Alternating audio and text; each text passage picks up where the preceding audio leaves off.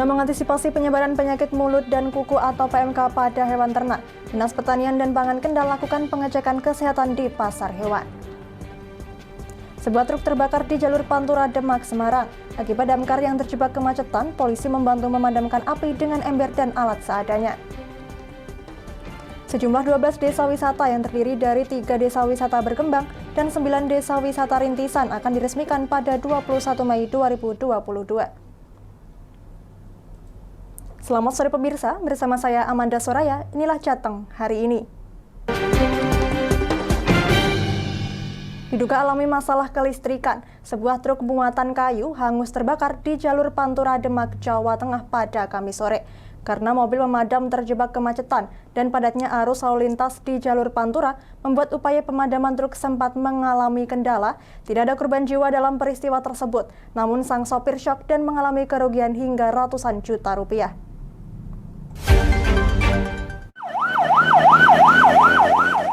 Hanya dengan ember dan sejumlah alat seadanya, para anggota polisi Polsek Karangtengah Demak dibantu oleh warga sekitar bahu-membahu berupaya memadamkan api yang membakar truk di Jalan Pantura, Semarang, Demak, tepatnya di Kecamatan Karangtengah, Demak. Banyak muatan truk yang berupa sisa-sisa kayu openan membuat kondisi api cepat membesar dan sulit dipadamkan. Truk dengan nomor polisi B9389NOC yang dikemudikan Jasman warga Karangayu, Semarang tersebut terbakar akibat mengalami konsleting pada bagian kelistrikannya. Menurut Jasman, kejadian tersebut bermula saat dirinya berangkat dari Semarang menuju Demak untuk mengirim kayu. Namun saat sampai di lokasi, tiba-tiba muncul percikan api di bagian kap mesin truk bagian depan. Sopir truk kemudian meminggirkan truknya dan mencoba memadamkan api dengan alat seadanya. Namun karena sungai di pinggir Pantura Demak kering, api justru semakin membesar membakar seluruh badan truk. Jasman yang merupakan sopir pocokan syok dan hanya bisa pasrah akibat peristiwa tersebut. Konsleting ya, dan tahu ada api aku minggir. Secara tiba-tiba gitu ya Pak? Secara tiba-tiba itu ya? Tiba-tiba. Kalau tahu tidak tadi aku Sementara itu, menurut Kapolsek Karangtengah Demak, usaha petugas untuk menjinakkan kobaran api sempat mengalami kendala karena mobil pemadam sempat terjebak oleh kemacetan. Khawatir api semakin membesar, petugas kemudian melakukan upaya mengeluarkan isi muatan truk. Sementara dibantu warga, petugas kemudian sigap bahu-membahu memadamkan api dengan menggunakan ember. Sementara dari penyelidikan sementara, terbakarnya truk tersebut diduga mengalami korsleting listrik. Mungkin korsleting listrik. Tadi ada upaya hanya menggunakan alat seadanya gitu ya Pak? Ya, tadi secepatnya karena tadi satu mobil pemadam kebakaran mutar, tapi karena mutar terkendala macet, sehingga kita melakukan upaya secara manual menggunakan ember, ambil air di musola untuk memadamkan api sebisanya. Dan kita juga mengeluarkan kayu-kayu atau muatannya ada dari truk supaya api tidak semakin besar.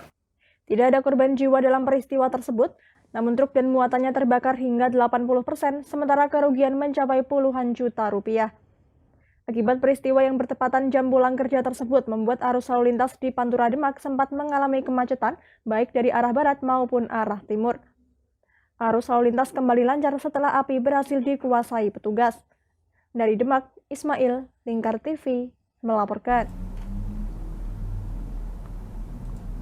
Dinas Pertanian dan Pangan Kabupaten Kendal telah melakukan antisipasi terhadap penyebaran penyakit mulut dan kuku atau PMK pada hewan ternak sapi, kerbau, dan kambing atau semua hewan yang berkuku dua yang merebak di Jawa Timur.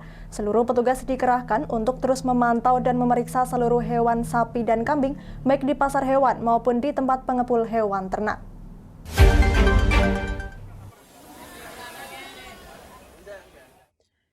Seperti ini petugas dari Dinas Pertanian dan Pangan Kendal melakukan pengecekan di Pasar Hewan Cepiring, Kendal. Pertama, para penjual hewan datang langsung dan dilakukan penyemprotan desinfektan oleh petugas yang menggunakan APD lengkap. Selanjutnya, petugas memberikan penyuluhan sekaligus menanyakan asal hewan tersebut dibeli, sekaligus melakukan pemeriksaan pada mulut dan kuku kambing maupun kerbau. Petugas memberikan penyuluhan pada penjual maupun pembeli kambing dan kerbau di Pasar Hewan Cepiring. Hasil pemeriksaan dari dokter hewan, tidak ditemukan indikasi hewan yang mengidap penyakit mulut dan kuku. Namun demikian, semua dokter dan petugas melakukan sosialisasi tentang ciri-ciri hewan yang terserang PMK. PLT Kepala Dinas Pertanian dan Pangan Kabupaten Kendal Pandu Rapri Atrogo Jati mengatakan, sampai saat ini belum ditemukan adanya hewan sapi, kerbau maupun kambing di Kabupaten Kendal yang terkena PMK. Petugas telah melakukan sosialisasi kepada peternak dan pedagang sapi di sejumlah pasar hewan seperti di Sukorejo, Boja, dan Weleri. Langkah cepat kita dalam mengantisipasi penyebaran PMK ini memang alhamdulillah sampai dengan hari ini dari beberapa pemeriksaan yang kita lakukan sejauh ini aman-aman saja. Kemarin kita ke pasar Sukorejo, alhamdulillah satu pun juga tidak ditemukan gejala-gejala ya. Kalau misalnya ada ya cuma sebatas demam, ini masih dalam pengamatan kita. Mudah-mudahan ini enggak berkembang kemudian sampai terjadi PMK di salah satu peternak, belantik, pasar, atau dimanapun lah. Ini kita antisipasi dari awal melalui edukasi, pemberian informasi ke belantik-belantik, peternak, pedagang, itu terutama yang biasa mendatangkan ternak dari luar Kabupaten Kendal. Kepada peternak maupun pedagang sapi diminta untuk segera melaporkan ke petugas jika mengetahui hewan sapi atau kambing yang diindikasikan terkena PMK, supaya segera dilakukan penanganan oleh petugas. Hewan sapi atau kambing yang terindikasi terkena PMK harus dipisah atau isolasi. Kundori, pedagang kerbau dari Cepiring Kendal, mengaku dengan adanya penyuluhan penyakit PMK ini sangat bermanfaat. Hal senada juga diceritakan Herman, pedagang kerbau dari Batang, bahwa ia pernah mendapatkan hewan dengan ciri-ciri tersebut, kemudian langsung dilaporkan ke mantri hewan dan diobati, kemudian setelah sembuh langsung disembelih. Dilakukan pengecekan gimana? Hasilnya sehat atau gimana, Sehat, Pak? Sehat ya? Sehat, ya. Nah, untuk antisipasi supaya di sini bebas dari PMK, apa Pak dari pihak pedagang? Yo, rutin mandi itu, ya, rutin mandi, jaga kebersihan kandang, terutama itu. Ini lokal sini semua atau ada yang dari luar? Lokal, Pak, paling dari Batang sama Kendal. Ciri-cirinya apa, Mas, sakit itu waktu itu? Congor berlendir dan kaki bercak-bercak. Dari mana kerbau asalnya tadinya? Dari pasar Sukorejo. Oh, dari pasar Sukorejo. Ya. Kalau sampai di rumah nular nggak itu? Nular. Oh, nular. Nular juga. ki. Oh. Nular. Para pedagang sudah tahu ciri-ciri hewan yang terserang PMK, namun saat ini semua hewan yang dijual di pasar hewan Cepiring sehat, tidak ada yang terindikasi sakit PMK. Pihak dinas masih terus melakukan pemantauan untuk antisipasi supaya tidak ada hewan yang terkena PMK, apalagi menghadapi Hari Raya Idul Kurban, sehingga harus benar-benar dijaga. Dari Kendal, Muhammad Arya, Lingkar TV, melaporkan. Hasil tangkapan ikan dari nelayan melimpah justru membuat harga ikan laut menurun. Seperti di TPI Bandengan Kendal ini, karena musim ikan teri, cumi, dan bandeng, harga turun rata-rata kisaran Rp5–10.000.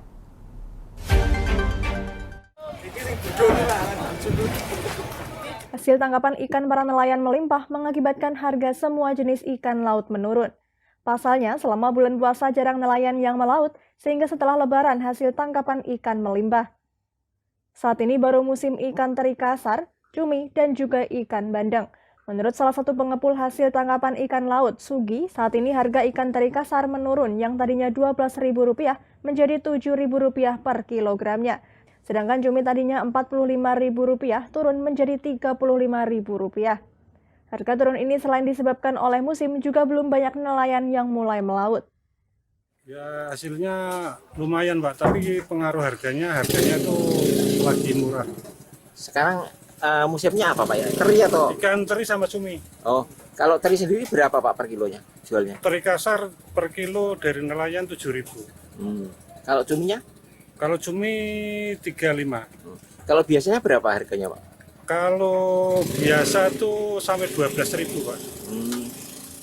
Sementara pedagang ikan di TPI Bandengan Musaroh mengatakan, saat ini hampir semua jenis ikan mengalami penurunan harga antara Rp5–10.000. Saya ikan nih, pun batur yakin, yang Bandengan ngoten Pak. Barangnya kata, nah barangnya ra ono, mundak malih. Ngoten niku kantun ulange Pak. Nah barangnya longko, nggih larang. Nah barangnya kata nggih murah. Musaro menambahkan saat ini baru musim sehingga harganya turun. Namun jika tidak musim, harga ikan akan kembali naik. Biasanya menyesuaikan hasil tangkapan nelayan, jika hasilnya melimpah justru harganya akan mengalami penurunan. Dari Kendal, Muhammad Arya, Lingkar TV, melaporkan. Kami masih akan kembali pemirsa, tetap bersama kami di Jateng hari ini.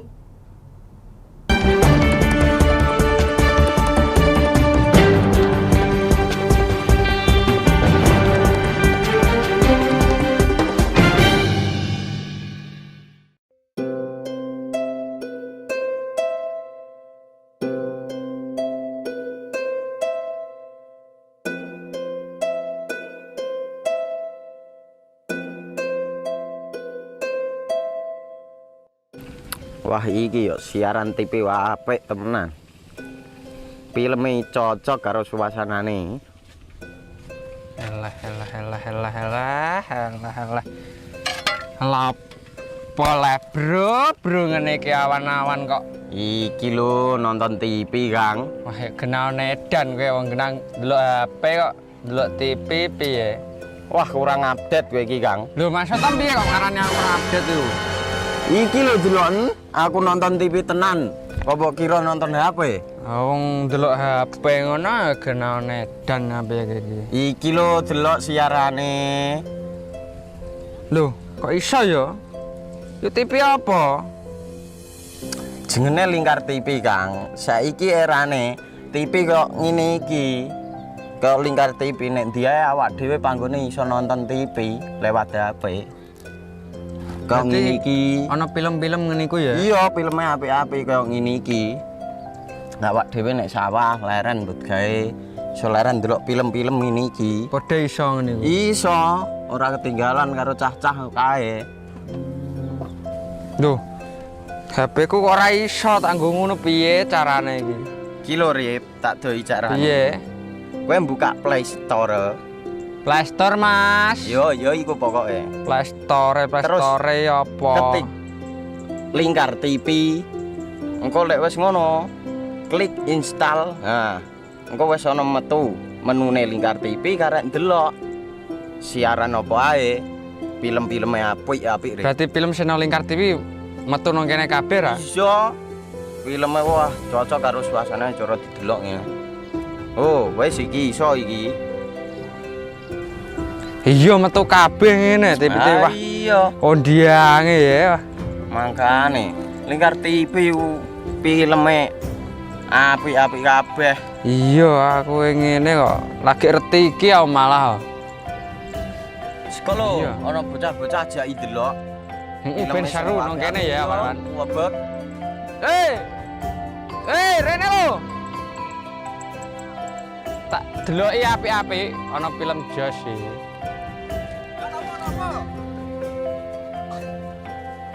Rene go Rene. Oh, iki lho tak deloki film nang Lingkar TV. Solutif dan terpercaya. Tonton siaran Lingkar TV melalui aplikasi Lingkar TV di Play Store. Dengan cara ketik Lingkar TV di pencarian Play Store, kemudian tekan install. Mudah bukan? Nikmati tayangan-tayangan menarik dari Lingkar TV kapanpun dan dimanapun Anda berada. Tinggal tekan menu Lingkar TV di HP Anda dan selamat menonton!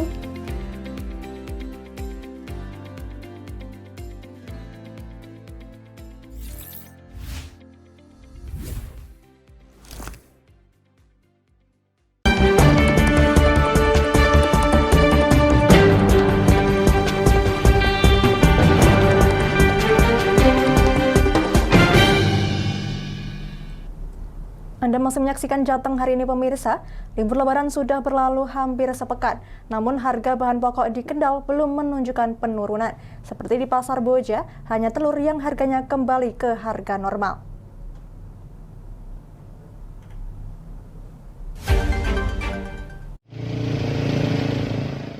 Harga telur saat ini sudah ada di angka Rp20.000 per kilogram, yang mana saat jelang lebaran harga mencapai Rp25.000 per kilogramnya.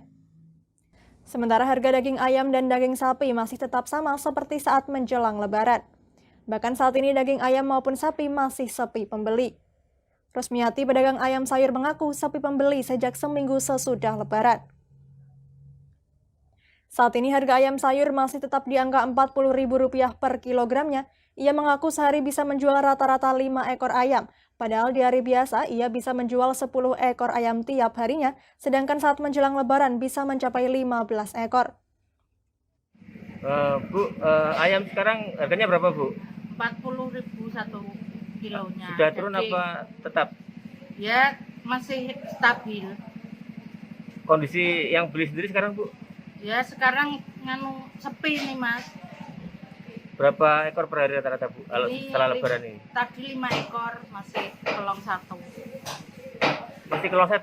Iya. Berarti masih 4 ekor di sini, Bu? Iya. Kalau sebelum lebaran, Bu? Sebelum lebaran biasanya? Ya 7 ekor, 10 ekor. Ini sama sekali belum ada yang beli hari ini, Bu ya? Belum. Itu sejak mulai kapan, Bu? Ya, ini habis lebaran ini. Hal yang sama dialami oleh Tati, penjual daging sapi. Harga masih menyentuh Rp140.000 per kilogram, sementara daya belinya masih normal. Daging sapi berapa sekarang, Bu? Masih 140. Berarti belum ada penurunan? Belum turun. Sebelumnya juga segitu ya, Bu? Kalau dari pembeli, Bu? Dari pembeli ya mau nggak mau ya harus. Saya minta turun, tapi kan belum turun, Mas. Tapi banyak yang beli juga, Bu, setelah lebaran ini? Lumayan lah. Susasi, penjual sembako di Pasar Boja, mengatakan harga telur pernah di angka tertinggi mencapai Rp27.000 per kilogram. Setelah lebaran ini minyak juga mulai turun, telur juga mulai turun. Tapi ada beberapa yang masih agak naik sedikit. Mudah-mudahan nanti bisa. Apa aja itu, Pak? Dari terigu masih agak standarnya agak naik sedikit. Kalau telur sekarang berapa, Pak, per kilo? Telur sekarang sudah telur berapa ya? 1 kilonya sudah 20-an. Susasi menambahkan harga minyak goreng untuk curah kini sudah mencapai Rp18.000 per liter dan minyak kemasan Rp25.000 per liternya. Sementara sembako lainnya belum mengalami penurunan. Dari Kendal, Muhammad Arya, Lingkar TV, melaporkan. PCNU Pati memberangkatkan 90 santri asal Kabupaten Pati ke Pondok Pesantren Lirboyo Kediri pada Jumat pagi. Rombongan santri dilepas oleh Ketua PCNU Pati, Kiai Haji Yusuf Hasim, dan juga Wakil Ketua RMI NU Pati, Kiai Haji Ja'far Shodiq.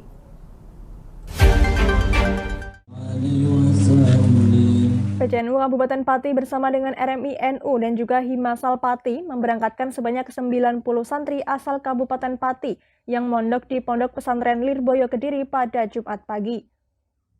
Sebanyak 90 santri secara langsung dilepas oleh Ketua PCNU Pati Kiai Haji Yusuf Hasim di halaman kantor PCNU Kabupaten Pati.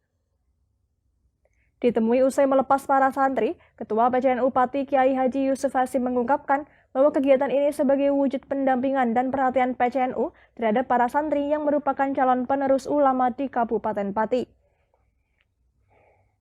Lebih lanjut, ia menjelaskan bahwa acara serupa digelar secara rutin dari tahun ke tahun agar para santri merasa diperhatikan oleh Nahdlatul Ulama. Ya, kami berharap para santri-santri ini khidmah thalabul ilmi di pesantren benar-benar bisa membawa nama baik Kabupaten Pati, benar-benar serius dalam mengaji, mendalami ilmu-ilmu keagamaan, sehingga nanti kami berharap benar-benar menjadi kader-kader ulama. Sementara itu, Wakil Ketua RMI NU Pati Kiai Haji Ja'far Shodiq yang juga ikut melepas para santri mengungkapkan bahwa fasilitas pemberangkatan santri ini merupakan kewajiban pihak RMI NU sebagai Rabitah Ma'ahid Islamiyah dari PCNU Pati. Dari RMI tentunya ini satu kewajiban dan khidmah kami sebagai Rabitah Ma'ahid Al-Islamiyah dari PCNU Kabupaten Pati, sehingga adik-adik ini merasa diperhatikan. Suasana haru tampak terlihat mengiringi pelepasan sebanyak 90 santri yang berasal dari Kabupaten Pati yang akan berangkat ke pesantren Lirboyo Kediri. Orang tua santri tampak memberikan salam perpisahan kepada anak-anak mereka yang berangkat ke pondok pesantren Lirboyo Kediri. Dari Pati, Fajar Mukti, Lingkar TV, melaporkan. Kabupaten Pati akan memiliki 12 desa wisata yang siap menjadi destinasi wisata unggulan. Hal itu diungkapkan langsung oleh Kepala Dinas Pemuda, Olahraga, dan Pariwisata atau Dinpora Parpati. Ke-12 desa wisata tersebut akan dikukuhkan pada 21 Mei mendatang. Dinas Pemuda, Olahraga, dan Pariwisata atau Dinporapar Kabupaten Pati akan segera mengukuhkan 12 desa wisata di Kabupaten Pati yang akan menjadi destinasi wisata unggulan di Kabupaten Pati. Hal itu diungkapkan langsung oleh Kepala Dinporapar Pati Rekso Suwartono saat ditemui di Aula Kantor Dinporapar Pati pada Jumat pagi. Ke-12 desa wisata tersebut yakni Desa Gulung Pongge Gunung Wungkal, Desa Kertomulyo Trangkil, Desa Bakaran Wetan Juwana, Desa Po Gading Gembong, Desa Klakah Kasian, Desa Sidomulyo, Desa Sambiroto, Desa Mojo Agung, Desa Klowuk, Desa Pekuwon, Desa Larangan, dan Desa Kedumulyo Sukolilo. Menurut keterangannya, dari 12 desa wisata tersebut, 3 desa wisata diantaranya mendapat klasifikasi berkembang dan 9 desa wisata lainnya masuk ke dalam klasifikasi desa wisata rintisan. Salah satu desa yang masuk klasifikasi desa berkembang adalah Desa Gulang Pungge Gunung Wungkal. Kemudian yang nomor 2 Desa Bakaran Wetan Juwana, dan yang ketiga Kertomulyo Samatan Trangkil. Dan yang lain masuk klasifikasi desa rintisan. Tapi tidak hanya kita berhenti di situ saja, kita selalu saling sinergi dengan beberapa pihak stakeholder yang terlibat dengan OPD-OPD yang terkait untuk saling sinergi mengoptimalkan desa wisata ini. Lebih lanjut, Rekso Suwartono mengatakan bahwa 12 desa wisata yang telah melalui tahap penilaian tersebut akan dikukuhkan pada 21 Mei mendatang, terpusat di Desa Gulung Pongge Gunung Wungkal. Pengukuhan tersebut akan menampilkan berbagai macam atraksi dari 12 desa wisata tersebut. Tidak hanya pengukuhan semata, pihak Dinporapar juga akan terus melakukan monitoring dan evaluasi terhadap 12 desa wisata tersebut. Rekso Suwartono berharap agar pihak desa wisata dapat terus melakukan inovasi dan kreativitas untuk terus memajukan desa wisata di Kabupaten Pati. Dari Pati, Fajar Mukti, Lingkar TV, melaporkan. Berita tadi sekaligus mengakhiri kebersamaan kita kali ini. Terus saksikan Jateng hari ini setiap pukul 17 waktu Indonesia Barat hanya di Lingkar TV. Akhirnya saya Mada Soraya, mewakili seluruh kerabat kerja yang bertugas, pamit dari hadapan Anda. Terima kasih dan sampai jumpa.